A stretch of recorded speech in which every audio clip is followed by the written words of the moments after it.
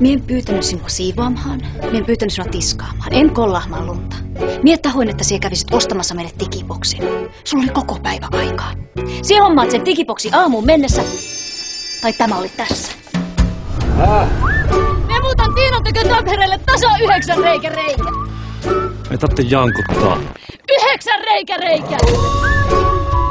Ja kuka ajaa? Se on 200 kilsaa suuntaansa. Jäikö sulle rahaa?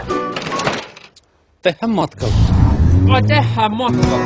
Mie semmoista hunteerasin, jos me tulisi ostamaan digiboksi. Onko sulla HD-telekkari? Mie tarvii semmoisen, missä on timeshifti. Tuossa on tunnin timeshifti, 2 viritintä, helvetin hyvä kuili. Vai me käytettyä. Oli kyllä semmoista lööperiä, että eikä me puhalluteta koko kööri.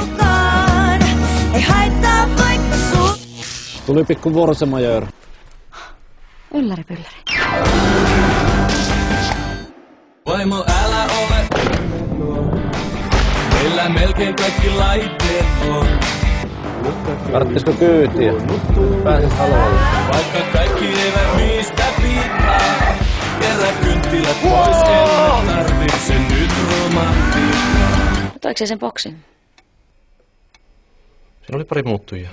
On meillä stereo, televisio, mikroaaltouuni ja videonauri. On pakasti. Niin on aivan kovana, kun minä vaan ajattelinkin sinua.